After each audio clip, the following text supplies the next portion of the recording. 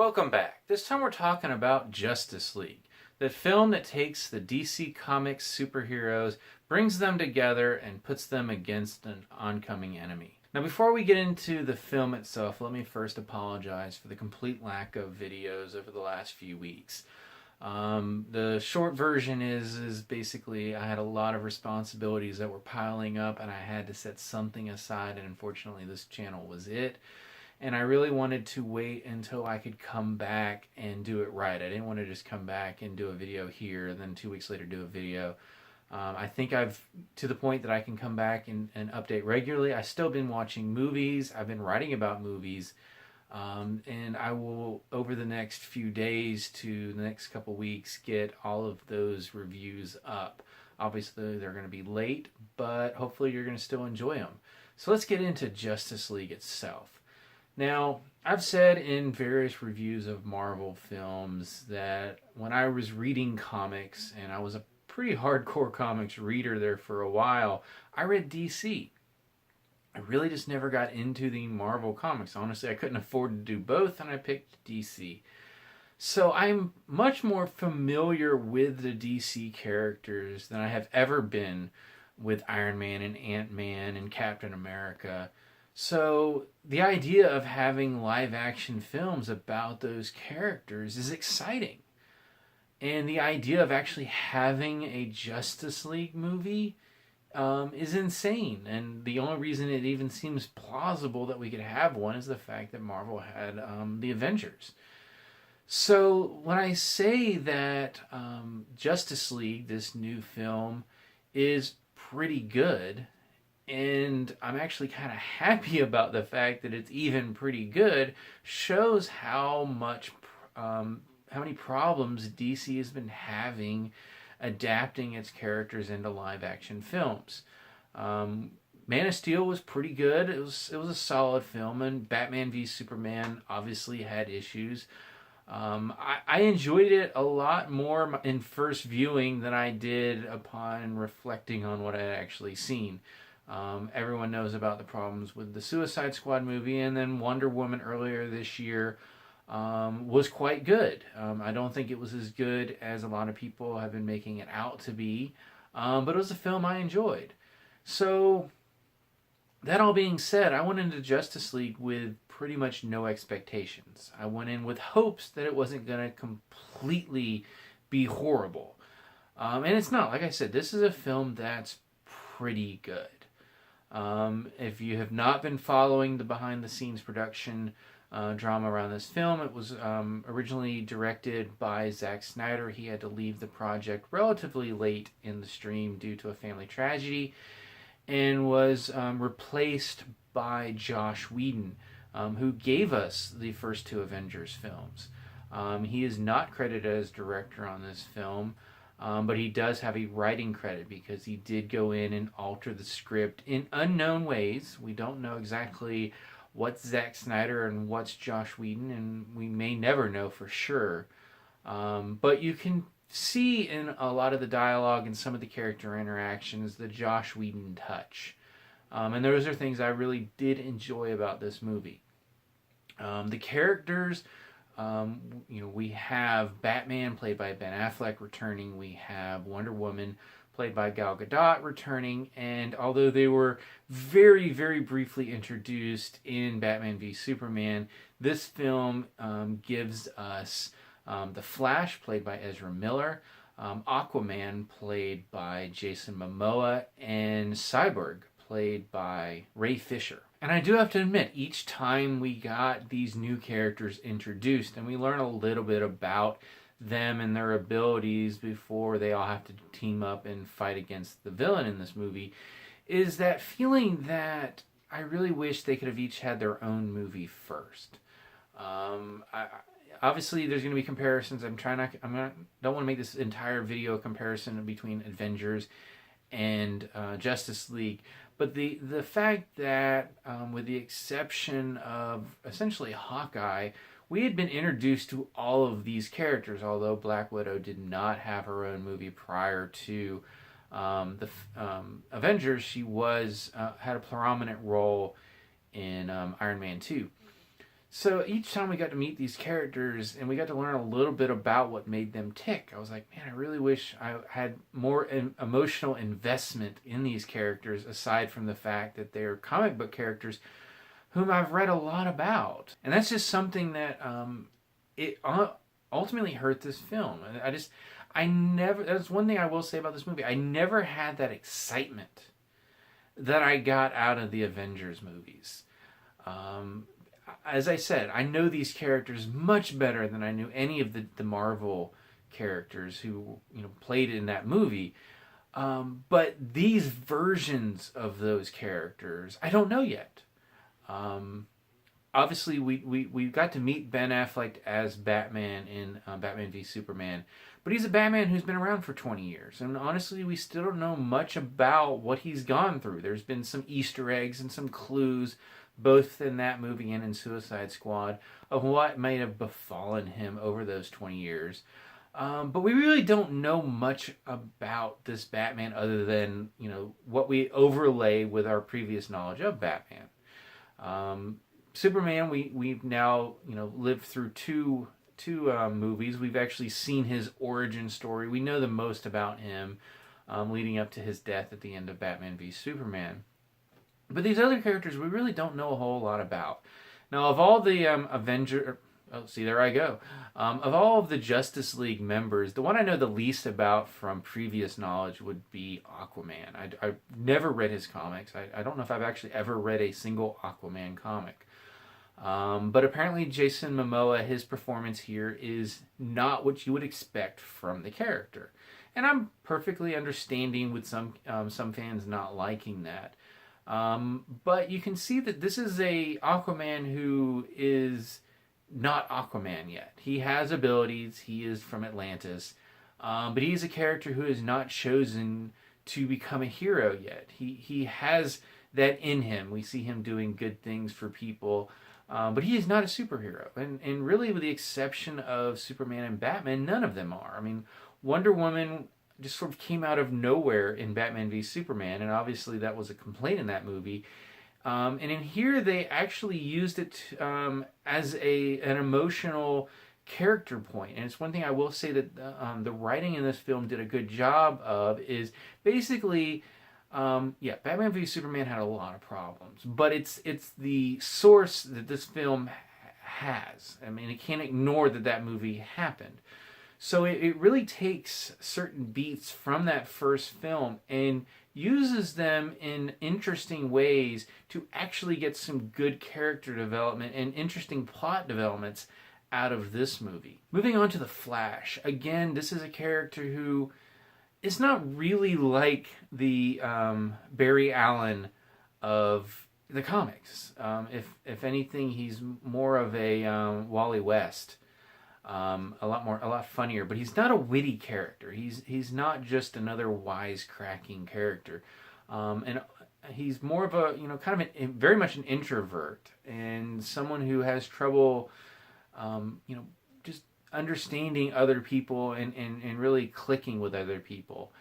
So he's not the Barry Allen of the comics, but I will say he is probably my favorite new character in this new DCEU. He really stole a lot of this movie. He had some great lines. I loved his character. Ezra Miller playing him is... I said this to a friend after seeing the movie, that this version of Barry Allen is the most Ezra Miller Barry Allen that we could have had. And I say that in the best way possible. He is hilarious. He has an emotional core when he needs to. Honestly, I'm really looking forward to the eventual Flash movie. I want to see more of this Flash. I enjoyed him. While we're talking about the Flash, I will say I don't watch the Flash TV series, so the issues of dealing with two live-action Flashes is something I didn't have to deal with. Obviously, fans of the show are going to have to deal with the fact that this is not the same Flash. How different it is, I don't know, because as I said, I have not watched that show. Cyborg is a character I know a lot about from the Teen Titans. He joined the Justice League right around the time that I was pulling out of reading comics regularly, around when they were doing the big reboot. I stuck with them for a little while after the reboot in the comics, and they quickly lost me. So I've not seen Cyborg as a Justice League member that much.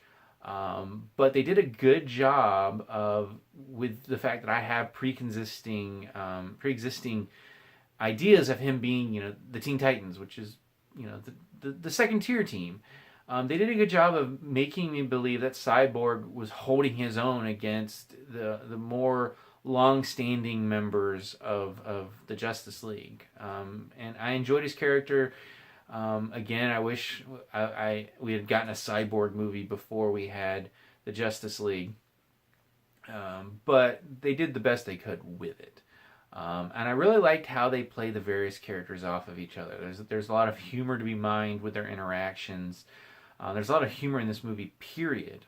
There's some dark things, obviously, that happen here or there, but it is a much more lively movie. It's a fun movie. It's not Batman v Superman, where the whole movie is Batman trying to kill Superman and Superman trying not to kill Batman while trying not to die himself. This was a movie that the camaraderie and the characters are what sells this movie. They're not, as I've said several times already, they're not the characters specifically from the comics. They are an adaptation of those characters. But ones I could really get behind. I enjoyed this team. I'd like to see more movies with this team. They did a good job of developing the Justice League, which was hard considering 3 of the members we've never seen before in any meaningful fashion. So kudos to them for that. I haven't really gotten to the story yet. The story is relatively simple. There's a new threat. We got hints of that in Batman v Superman. That threat comes in the form of Steppenwolf, a member, an alien from the planet Apocalypse, which means he is one of the basically godlike entities that live on that planet, and he has come to Earth to once again try to conquer it. He is there's just no way to get around it. He's a pretty bland villain. He's trying to take over the world. We've seen that before. He has a pretty disposable army of henchmen that our heroes can just plow through to fill up the action scenes. That is a valid complaint about this movie. But if we're going to dive into the whole Marvel versus DC thing, and I'm a huge fan of the MCU, let's not forget that a bland villain with disposable armies is about a third of the MCU movies. Thor 2, Guardians of the Galaxy, quite a few others. So I'm not going to dock this movie any harder than I did those movies. Yes, it would have been great to have a more dynamic villain. But it's not like this movie is horrible because it doesn't have that. I've not knocked the MC movies that hard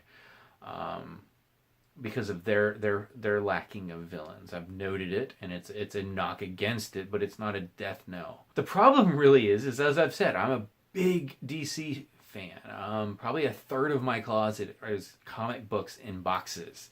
I've read hundreds and hundreds of DC comics. I had to look up who Steppenwolf was. I know Darkseid, Granny Goodness, a number of the other denizens of Apocalypse. I had no idea who Steppenwolf was. I mean, in a way, it's kind of a gutsy call. And really, you have to deal with the idea that you need a villain that is strong enough to bring the Justice League together. That's one thing they did do a very good job in this movie, is really feeling like it was that coming together of heroes, that beginning of the age of heroes. Because outside of Batman and Gotham, and of course Superman, none of the other heroes are really heroes yet. Even Wonder Woman, who occasionally goes out and saves people, is staying in the shadows. It's something they play up in this movie. This is not the age of heroes that these films have been living in. They're an age of Superman. So the idea that these heroes are going to have to come together, come out of the shadows, and become known heroes is something they did quite well. I mean, it's something they did in Avengers as well. Obviously, it's a similar plot device, because that was what was gonna that was the logical outgrowth of what happened in that movie. But I have to say, I liked how they handled it in this movie. I thought they did a good job with it. I just wish they had a better villain. But to get back to my point, the point is you needed a villain that was strong enough that you needed to bring everyone together. But you also needed them to not be so strong that, like, if they backhanded Bruce Wayne, they paced him. And coming up with a villain that falls into that balance is going to be hard. In the grand scheme of DC Comics, I have to imagine they could have probably picked someone better than Steppenwolf. But that's the villain we got. Like I said, he's pretty bland and is kind of forgettable. But overall, this is a film that, as I've said, is pretty good. And that's the best I can say about it. It is not a great movie. I would rank it definitely above Suicide Squad and Batman v Superman. I'd probably also put it slightly above Man of Steel, just for the fact that it is the Justice League movie that we've always wanted, and we get to see all of the characters together. I think it's good enough to rank it there. And I don't think it's that far behind Wonder Woman. As I've said, I don't rank that film quite as high as a lot of people did. Sadly, that does put it behind pretty much every Marvel movie that I've seen this year. Both of them. I would rank them, I guess, 4th and 5th, if I'm counting correctly, amongst this year's superhero releases. But it's a good set. We've had some good movies this year.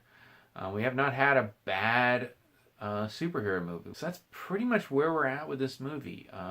There's an overuse of CG, especially in the finale, that we've come to be used to in these DC movies. But overall, I felt that it was a well-made movie. It showed the strengths of both Zack Snyder and Joss Whedon. I don't know if we'll ever know for sure where the line is in this film, but overall, it's a movie that I can actually recommend, which is not something I can always say with DC movies. It's not a great script. It's not a great movie. It's a pretty good one, and it's one that I actually really enjoyed. To the point that I could say I could watch it again. That's not something that I can really say with Batman v Superman. I've still never actually seen the extended version, just because I just didn't have the interest. But if a friend said, hey, you want to go see Justice League? I'd go see it again. So that's probably the best I can say about it. So this turned out to be a pretty long review for my return to doing videos. As I said earlier, I'm going to try to get the rest of my backlog. I think I've got 5 or 6 that I need to do over the next few days, hopefully. I may wait till the holiday weekend to get them all up. But until then, I'm going to turn it over to you. What did you think of this movie? And how do you think it compared to the other DC movies? And who was your favorite member of the Justice League as portrayed in this movie? My favorites were Batman and the Flash, to be sure. Easily. But until then, put your comments down below, please, and let me know what you thought. As always, you can subscribe to my channel, check out some of my other reviews, and until next time, I'll see you at the movies.